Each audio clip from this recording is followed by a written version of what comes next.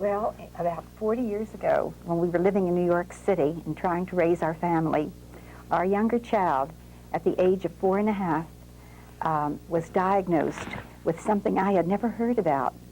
She had awakened at night, 2 in the morning, went into the bathroom. We couldn't get her out until 8, and I don't like to appear indelicate, but when we went to flush the john, it was filled with blood. We rushed down to our family doctor in New Jersey, and from his office called my uncle, who was an eminent internist in Pittsburgh, and he gave me the names on the phone of some of the finest leading doctors in this area of gastroenterology in New York.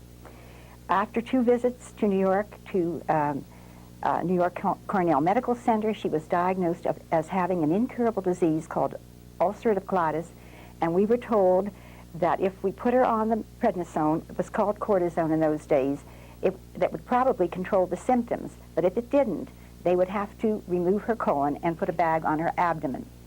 And I would like to say that one is very happy that there are life-saving procedures, but to do this to a little child, of course, anyone would be traumatized by the idea. Well, the prednisone did work for a little while, and then the symptoms returned, and the second time around, it no longer worked. And they were ready to operate.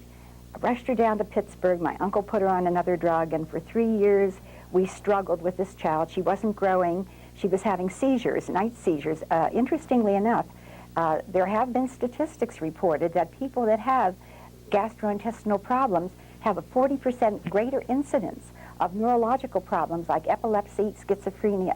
But she was having these terrible seizures, and we were just having a terrible time with her. She couldn't go to school anymore. She was having accidents, not growing, and through the grace of God, we were led to a 92-year-old specialist right in the heart of New York City, who after the second visit sat me down and asked me that question that I had not been asked by the 15 other specialists.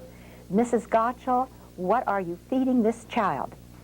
And when I told him I was trying to feed her a normal diet, but she was throwing it up, he said, we're going to change all that. And he made 3 basic changes to her diet. The first 2 were quite simple. He said she cannot have any fluid milk because people with these conditions have the condition aggravated if they get the milk sugar lactose. So you are to make your own yogurt. And I remember he didn't write things down, and my husband and I were really working hard to remember everything. He told us how to make the yogurt, and I thought, well, I can use that for milkshakes. I can make ice cream out of that, no problem. She can have cheese, he said, because the lactose in the good cheeses is all gone. So that was no problem. The second thing he told us was no problem.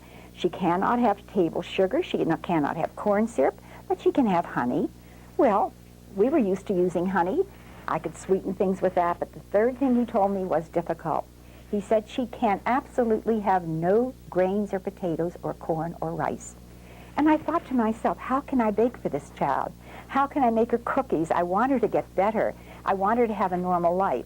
So I called a friend of ours who made beautiful pastries. She was from Austria, and every time she had a party, she'd have nut torts. So I called her quickly, and she gave me the instructions. All I had to do was grind these nuts up in the blender, and I began baking muffins and cookies with them.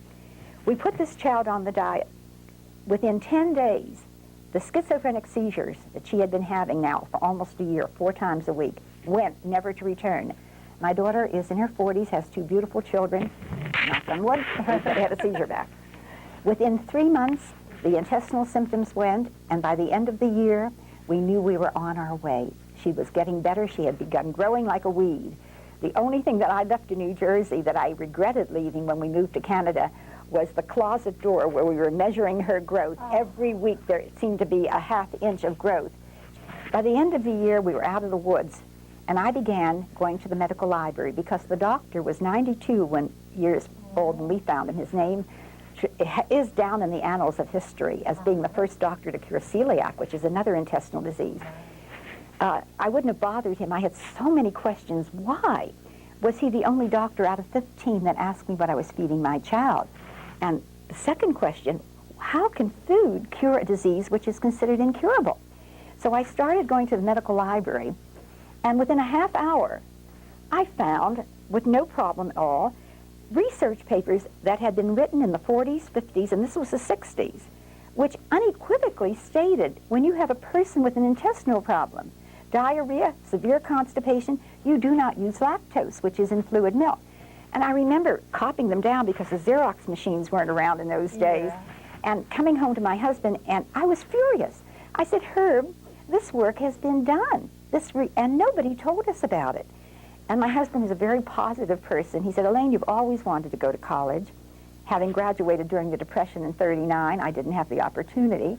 He said, you've always wanted to go to college. There's one 20 minutes away, Montclair State.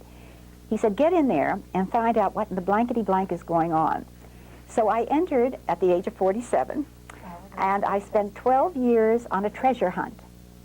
I was on a treasure hunt. I wanted to read the research, to study it, to do research, and to find out how food can cure a disease.